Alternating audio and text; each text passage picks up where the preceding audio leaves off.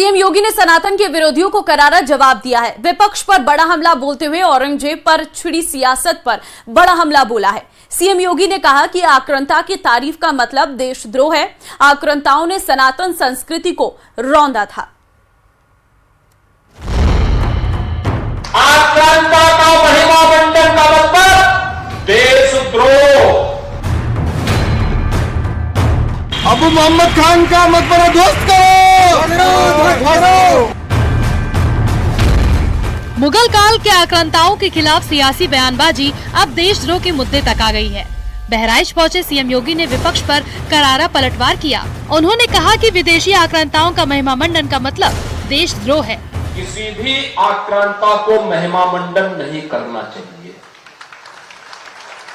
आक्रांता का महिमा मंडन का मतलब देशद्रोह की नींव को पुख्ता करना और स्वतंत्र भारत ऐसे किसी देशद्रोही को स्वीकार नहीं कर सकता है।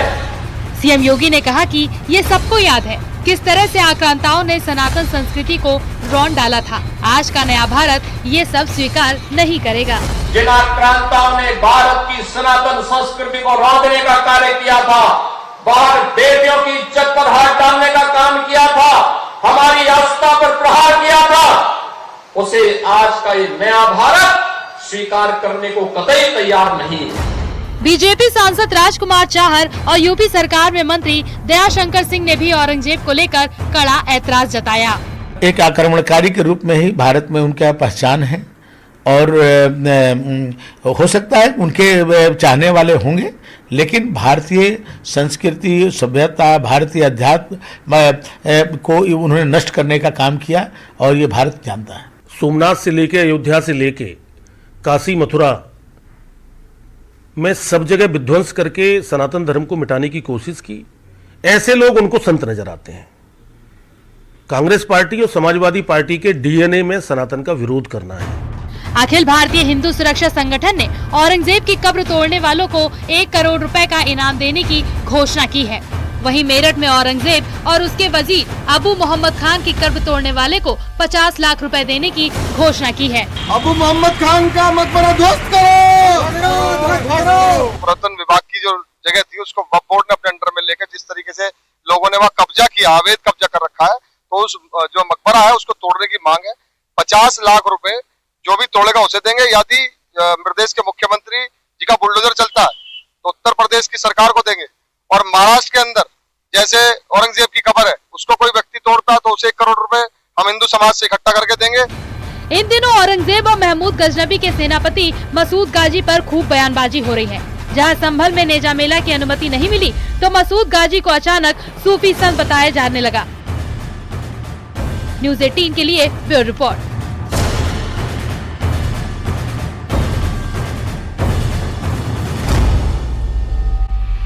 बड़ी खबर अब छत्तीसगढ़ के बस्तर से आपको देंगे, जहां नक्सलियों पर सुरक्षा बलों के जवानों का कड़ा प्रहार देखने को मिला है। सुरक्षा बल के जवानों ने 2 मुठभेड़ में 30 नक्सलियों को ढेर कर दिया, जिनका शव आज लाया जाएगा। बड़े नक्सलियों की मौजूदगी के कारण सुरक्षा बल के जवानों ने जंगल में पूरी रात बिताई है। बड़ा ऑपरेशन यहां पर देखने को मिला है और बस्तर में मुठभेड़ 30 नक्सली ढेर किए गए हैं। आपको बता दें कि बड़े नक्सलियों की मौजूदगी के कारण जंगल में डटे हुए थे जवान। 2 मुठभेड़ में 30 नक्सली मारे गए हैं।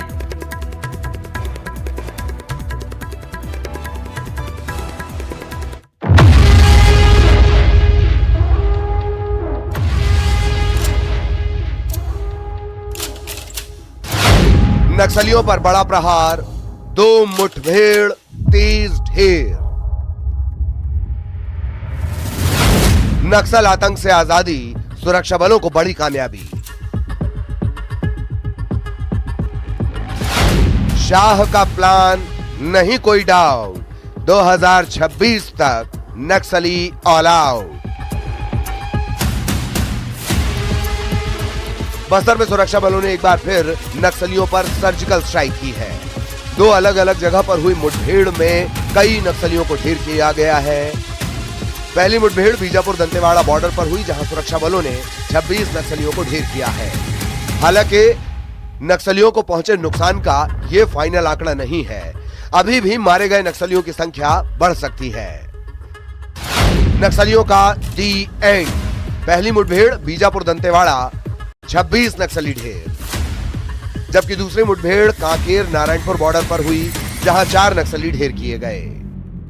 बीजापुर में आज दंतेवाड़ा और बीजापुर की सरहद पर हुई मुठभेड़ में 26 नक्सलियों को मार गिराने के बाद ये बड़ा ऑपरेशन अब थम चुका है। ऑपरेशन में जो शामिल जो जवान थे, जिनका जो जवान वीर जवान है, उन्हें देखिए उनकी वापसी हो रही है और मारे गए नक्सलियों के डेड बॉडी को भी आप देख सकते हैं, ले जाया जा रहा है।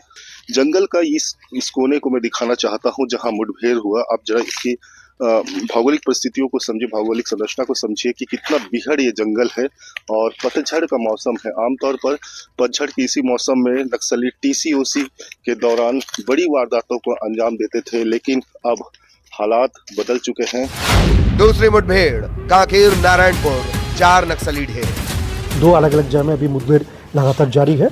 जिला बीजापुर, सुकमा और दंतेवाड़ा के सीमावर्ती इलाका में अब तक हुई मुठभेड़ के पश्चात 18 माओवादी कैडर के डेड बॉडी रिकवर किए गए थे।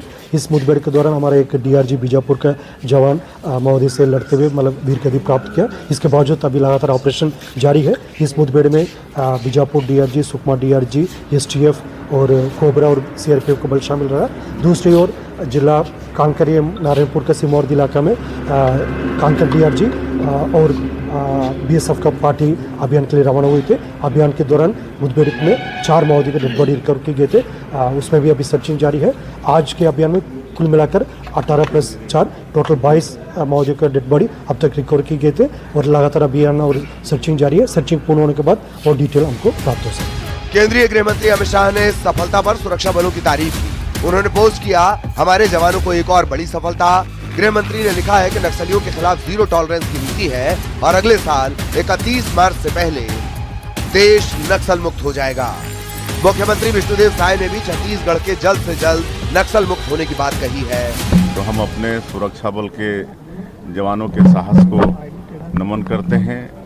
लगातार बहुत मजबूती के साथ वो लोग लड़ाई लड़ रहे हैं। बिल्कुल अब ज़्यादा समय नहीं लगने वाला है और हमारे माननीय गृह मंत्री जी का भी संकल्प है कि 31 मार्च 2026 तक पूरे देश से नक्सलवाद को समाप्त करना है और उस तेजी के साथ काम भी हो रहा है और हमको पूरा भरोसा है कि माननीय गृह मंत्री जी का संकल्प पूरा होगा और हमारा जो बस्तर स्वर्ग है वहाँ भी पूरे देश दुनिया के लोग जा पाएंगे।